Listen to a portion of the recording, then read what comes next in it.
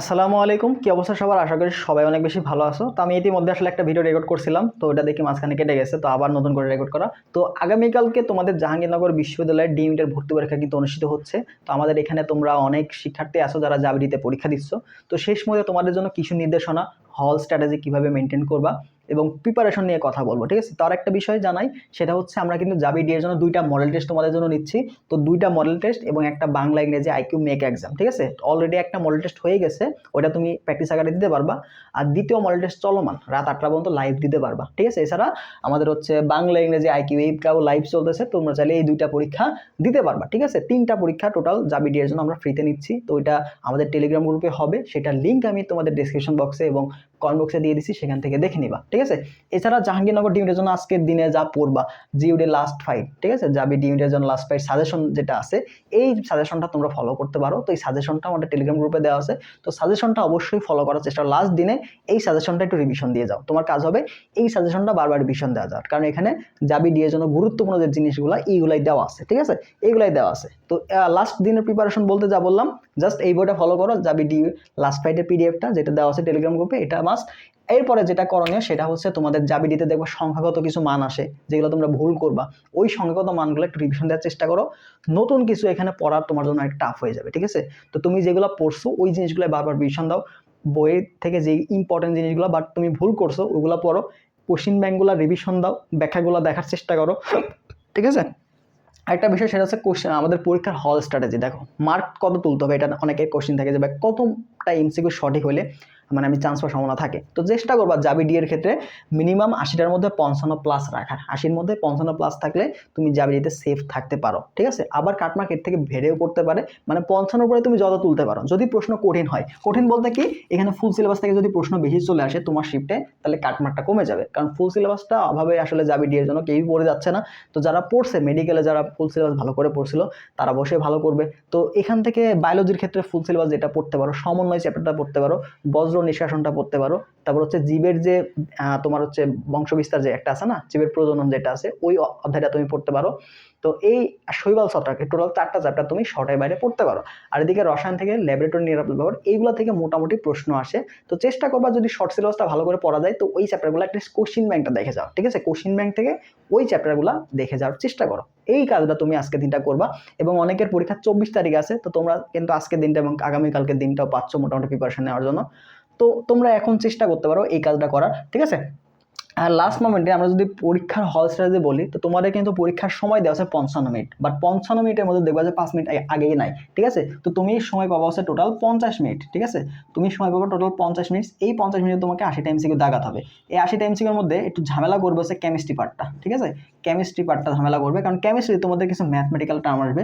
তো এই ম্যাথগুলো তোমাকে অবশ্যই হ্যান্ড ক্যালকুলেশন দিয়ে করতে হবে, যেহেতু এখানে ক্যালকুলেটার নাই, তো হ্যান্ড ক্যালকুলেশনের সময় কিন্তু বেশি খাবে। তো তোমার কাজ হবে হচ্ছে আগে থিওরি বেস যে প্রশ্নগুলো, বায়োলজিটা আগে দাগানো, বাংলা ইংরেজিটা দাগানো, আইকিউ এবং আইকিউ, তোমার যেটা কাজ হবে আইকিউ এবং হচ্ছে কেমিস্ট্রি যে ম্যাথমেটিক্যাল পার্ট, ঠিক আছে? কেমিস্ট্রি যে ম্যাথমেটিক্যাল পার্টগুলো, এগুলো তুমি পরে দাগাবা। আইকিউ এবং কেমিস্ট্রি ম্যাথমেটিক্যাল পার্ট পরে দাগাবা, কারণ এখানে সময়টা বেশি লাগবে।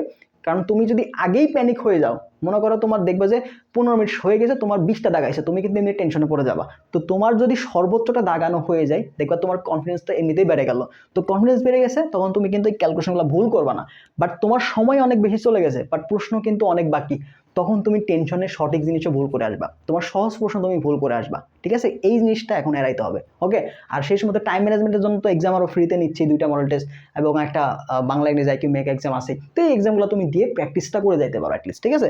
তো এই কাজটা তুমি করবা, বোঝা গেল? এক্সাম হলে এইটা করবা, আর প্রথমে যেগুলো পারবা। আরেকটা বিষয়, জাহাঙ্গীরনগর বিশ্ববিদ্যালয়ে এটা হয় জানো, যে তুমি দেখবা সবার মুখে শুনবা যে জাহাঙ্গীরনগর বিশ্ববিদ্যালয়ে তুমি পরীক্ষা দিবা, দিয়ে মনে হলো তোমার চান্স হয়ে গেছে, মানে প্রশ্ন সব কমন, পরীক্ষায় আস্তে আস্তে রেজাল্ট যখন দিবে দেখবে তোমার নামটা মেরিট লিস্টেও নাই। এরকম ঘটনা কিন্তু জাবি ডিতে ঘটবে, জাবি এতে করে, বা বিভিন্ন শিফটে আসলে ঘটে জাবির ক্ষেত্রে। কেন এরকম হয়? কারণ হচ্ছে জাবির প্রশ্নের সাথে অপশন, এই অপশনের কিন্তু দেখবে যে প্রত্যেকটা অপশনই মনে হবে যে এটা রাইট, এটা রাইট, এরকম ভাবে কিন্তু অপশনগুলো সাজায়, ঠিক আছে? তো তোমার মনে হবে এটা রাইট, দেখবে যে তোমার মনে হচ্ছে রাইট, তুমি দাগে আসলা, দেখবা যে ওটা ভুল। দেখবা যে প্রশ্ন বলছে কোনটি সঠিক নয়, তুমি কোনটা সঠিক এটা দাগায় চলে আসছো, বা প্রশ্নের মার পেছে তুমি কিন্তু ভুলটা দাগায় আসবা। তো তোমার মনে হবে যে তুমি সঠিক দেখাইছো, এই আমি তো সঠিক দেখাইছি, বাট এটা আসলে ভুল ছিল। তো এই জিনিসগুলো সূক্ষ্ম সূক্ষ্ম ভুলগুলো কিন্তু তোমার জাহাঙ্গীরনগর ভার্সিটিতে হয়ে থাকে। তো এই জন্য আমি কিন্তু এর আগে বলছিলাম যে তোমরা এক্সামগুলো দাও। অনেকে যারা এক্সাম দিছো, এক্সাম আছে ছিলেন, তাহলে অবশ্যই ভালো। সামনের যে পরীক্ষাগুলো আসছে চবি, কৃষি, এছাড়া গুচ্ছ, রাবি, এগুলোতে অবশ্যই চেষ্টা করবা পর্যাপ্ত পরিমাণে এক্সামগুলো দেওয়ার। এক্সামের গুরুত্ব আসলে তোমরা বুঝবা না, চান্স যখন মিস যাবে তখন তুমি বুঝবা। কিছু না হলে অ্যাটলিস্ট এক্সাম দেওয়াটা তোমার জন্য অনেক বেশি ইফেক্টিভ। বাসায় তুমি পড়ো, এক্সামগুলো দাও। এক্সাম দিলে অ্যাটলিস্ট পরীক্ষার ভীতিটা দূর হয়, নেগেটিভ মার্কিং কেমন হচ্ছে, নিজের প্রিপারেশনটা তুমি ট্র্যাক করতে পারবা। এই জিনিসগুলো আসলে তোমরা মিস করছো যারা এক্সামগুলো দাও নাই, ঠিক আছে? তো যারা অলরেডি আমাদের এক্সাম ব্যাচে আসো তারা অবশ্যই, যারা ভালো করছে তারা অবশ্যই ভালো করবে, ঠিক আছে? এছাড়া আমরা তো ফ্রি এক্সামগুলো নিচ্ছি, এগুলো অবশ্যই দেওয়ার চেষ্টা করবো। অ্যাটলিস্ট ফ্রি এক্সামগুলো দিয়ে তারপরে যাবা, ওকে? একটা এক্সাম তুমি প্র্যাকটিস আকারে দিবা, আর একটা লাইভ চলতেছে, এখনই ভর্তি হয়ে আমাদের টেলিগ্রাম গ্রুপে যুক্ত হও। এটা ফি লাগবে না, এটা ফ্রি, ঠিক আছে? সম্পূর্ণ মডেল টেস্ট কিন্তু আমরা ফ্রিতে নিচ্ছি, 2টা মডেল টেস্ট তোমরা ফ্রিতে দিতে পারবা। টেলিগ্রাম গ্রুপে যুক্ত হয়ে আজকেই দাও। আর লাস্ট মোমেন্টে আমাদের যা ভিডিওর লাস্ট ফাইট যে পিডিএফটা আছে, সাজেশন পিডিএফটা, এইটা দেখো, ঠিক আছে? এটা দেখো, এটা দেখলেই মোটামুটি তোমাদের কভার হয়ে যাবে। পিডিএফটাও টেলিগ্রাম গ্রুপে দেওয়া আছে, সেখান থেকে দ্রুত যুক্ত হয়ে যাবা। আর যা বললাম, সময়টা ভালো মতো ম্যানেজ করবা, টাইমটা ভালো মতো ম্যানেজ করবা, নেগেটিভ মার্কিং এড়াবা, অপশনগুলো ভালো করে করবা। আইকিউ এবং গাণিতিক যে পার্টগুলো আছে কেমিস্ট্রির, ওগুলো পরে দাগাবা, সময় নিয়ে তারপর দাগাবা। সর্বোচ্চ প্রশ্ন দাগানোর পরে বায়োলজি সর্বোচ্চ প্রশ্ন, বাংলা ইংরেজি সর্বোচ্চ প্রশ্ন দাগাবা, তারপর হচ্ছে কেমিস্ট্রি যে থিওরি বেস প্রশ্নগুলো দাগাবা। যখন দেখবে যে 40টা 50টার মতো প্রশ্ন দাগানো হয়ে গেল, বাকি প্রশ্নগুলো তুমি এগুলো দাগাবা। এখানে হয়তো সর্বোচ্চ 10টা থাকবে, তাই না? সর্বোচ্চ 10টা, এখানে 4টা আছে, তার মধ্যে কিছু আইকিউতে সহজ জিনিস থাকবে, সেগুলো দাগাবা। ম্যাথে হয়তো কয়টা, তোমার ক্যালকুলেশন হয়তো 5 থেকে 6টা থাকতে পারে, ঠিক আছে? এর বেশি তো থাকবে না। তো এরকম 10-12টা প্রশ্ন তুমি একটু পরে দাগাবা, ঠিক আছে? সময় নিয়ে পরে দাগাবা। বাট আগে যে সহজ প্রশ্নগুলো আছে, থিওরি বেস প্রশ্নগুলো আছে, সেগুলো দাগাই নিবা।